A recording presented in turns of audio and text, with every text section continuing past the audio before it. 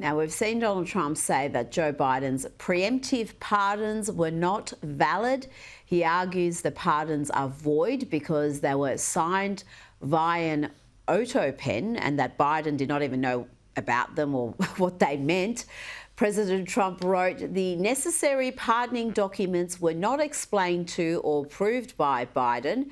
He knew nothing about them, and the people that did may have committed a crime. He also wrote, therefore, those on the Unselect committee who destroyed and deleted all evidence obtained during their 2-year witch hunt of me and many other innocent people should fully understand that they are subject to investigation at the highest level. Alex, is Liz Cheney in trouble? Are all the others that he's referring to there in trouble? Can a presidential pardon be vacated? Well, Liz Cheney should be in trouble, but I think the idea that they can be vacated is almost impossible because I believe it was Gerald Ford when he pardoned President Nixon that a lot of people were upset about that and tried to get that pardon vacated, and they were unable to do so. So I think if they're not able to do it in that case, then sadly, the Biden administration was able to use an auto pen to get out corrupt judges that arrested children and took bribes to put these young kids in jail. I mean, some of the most repugnant criminals, people that were, child predators let out by the Biden administration. There's just no excuse for it. And really, honestly, I'm happy that I know this information because it makes me even more empathetic to Joe Biden. And it just confirms what we all knew, that he was not in charge of anything and that there is a deep state, or there were people that were making the decisions for him the entire time. I'm wondering who you suspect is responsible for Joe Biden's decisions, because, of course, we've talked at length about Biden's term being Obama's third term, but who within his inner sanctum was really making those calls? Was it Jill Biden? Did we have our first female president without even knowing? Maybe. I mean, maybe it was Jill Biden, but the person that was making the decisions was probably the same person that left the cocaine in the White House. It was probably that same person, Rita, if I had to speculate. The person with the 18, I think, Secret Service agents, which have already been removed whilst this program has been happening. Apparently, Donald Trump has pulled those Secret Service agents so Hunter Biden can look after himself. Alex, let's have a look now at Benny Johnson interviewing folk about Black Lives Matter. This is shortly after BLM Plaza in DC was torn down. What has Black Lives Matter done for you? That's a strong question for you to ask. Especially me. What Yachty say? All they did was buy mansions?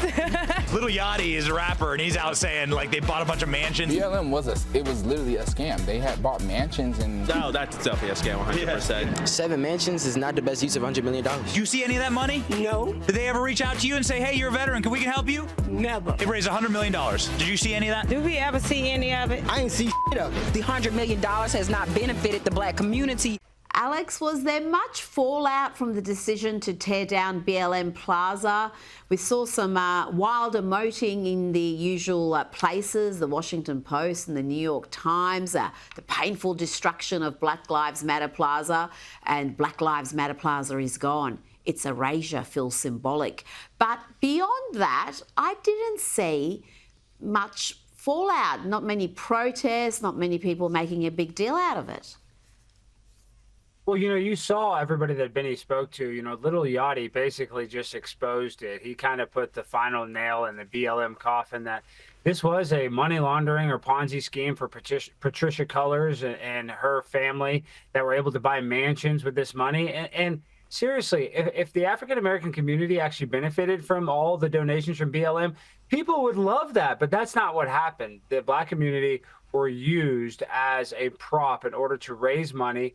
And where that money went, some say that it went to people's, private mansions. Some say that it went to the Biden campaign. So all I know is that marginalized Black people in America did not have access to all the money that was supposed to be raised for them. So it was a scam, and now it's been exposed, and it's it feels kind of good to just be able to move on and start a whole new, trajectory for helping out the marginalized under Donald Trump, not taking advantage of them to raise money to help out the Biden crime family.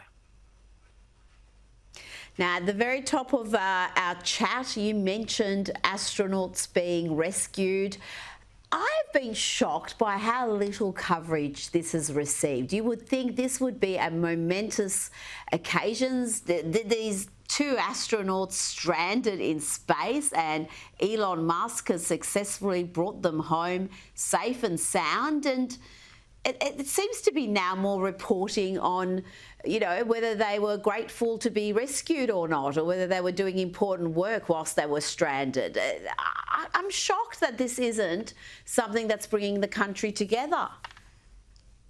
Well, Rita, it should, but you know why that they were left in space is because Joe Biden didn't want to give Elon Musk a win. He didn't want to make Elon Musk look like a hero, considering Elon Musk and Donald Trump had become good friends. So they were left in space for political reasons. I mean, Joe Biden literally, instead of deporting illegal immigrants, he deported 2 astronauts and made them live on the International Space Station for 8 months.